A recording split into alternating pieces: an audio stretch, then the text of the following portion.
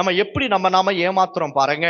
யாக்கோபு 1 அதிகாரம் 22, 23 வசனத்தை வாசிக்க கேட்போம். யாக்கோபு 1, 22, 23 நம்மை நாம எப்படி ஏமாத்திக் கொள்கிறோம் பாருங்களேன்.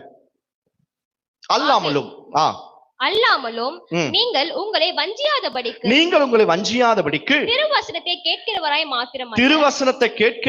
மாத்திரமல்ல அதன்படி செய்கிறவர்களாயும் இருங்கள். எண்ணத்தினாலெனில் ஒருவன் திருவசனத்தை கேட்டும் அதன்படி செய்யாதவனானால் கண்ணாடியிலே தன் சுபாவ முகத்தை பார்க்கிற மனுஷனுக்கு ஒப்பா இருக்கிறான். பாருங்க, நீங்க நாம எப்படி ஏமாத்தி கொள்ளுகிறோம். வசனத்தை நல்லா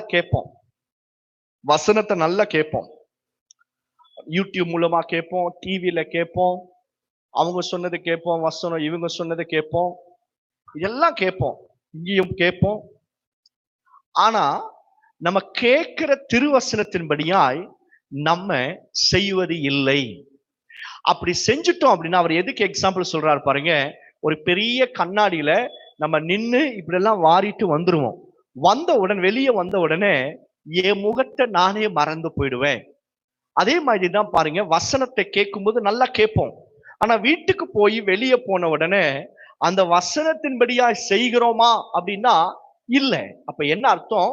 என்னை நானே மோசம் போக்கி கொள்ளுகிறேன், என்னை நானே ஏமாற்றி கொள்ளுகிறேன்.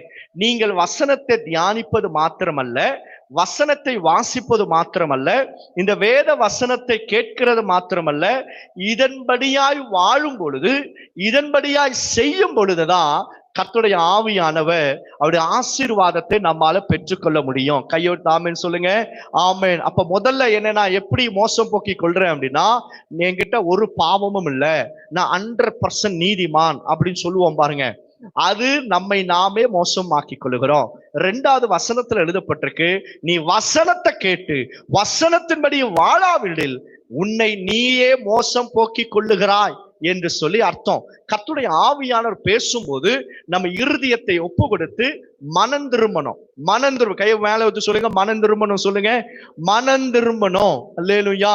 பாருங்க, ஒருவேளை நீங்க 5 வருஷமோ 10 வருஷமோ 1 வருஷமோ 2 வருஷமோ ஏசப்பா கிட்ட வந்து கொண்டிருக்கலாம். ஆனா மனம் திரும்புதல் உண்டா இருக்கா? பழைய பாவத்தை விட்டு இருக்கிறோமா?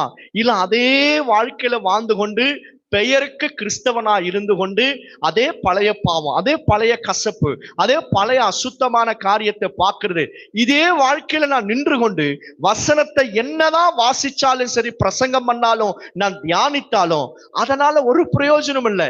ஏன் அப்படின்னா, என்னை நானே சுய திருப்தியாக்கி கொள்ளுகிறேன். நான் வசனத்தை படிக்கிறேன், நான் இன்னைக்கு பைபிள் படிச்சுட்டேன், அவ்வளவுதான். ஆனா நீ படிச்ச வசனத்தின்படியாய் வாழ்கிறோமா இல்லையா என்றுதான் ஆவியானவர் நம்மோடு கூட பேசுகிறார். அப்படி தேவனுடைய வசனத்தின்படி நான் வாழல அப்படின்னா என்னை நானே மோசம் போக்கிக் கொள்ளுகிறேன். ரெண்டு கையை மேல உயர்த்தி, ஆண்டவரே நாங்கள் வசனத்தின்படியாய் செய்ய வாய் தந்த ஜெபம், வசனத்தின்படியாய் செய்ய எனக்கு கிருபை தாங்கப்பா, இயேசுவின் நாமத்தினால எங்களுக்கு அனுக்கிரகம் பண்ணுங்கப்பா. லமா ராசா ஹந்த ரபோ லக்னாதன ஹேஷ்மனா கதனியா லேகா ரபாலா துனாரா கதன மௌசதுரலதனபா. இயேசுவின் நாமத்தினால அப்பா, பாவியாக எங்கள் மேல கிருபையாயிரும், பாவியாக எங்கள் மேல கிருபையாயிரும் இருப்பீராக. இயேசுவின் நாமத்தினால ஜெபிக்கிறோம் ஜீவனுள்ள நல்ல பிதாவே. ஆமென், ஆமென்.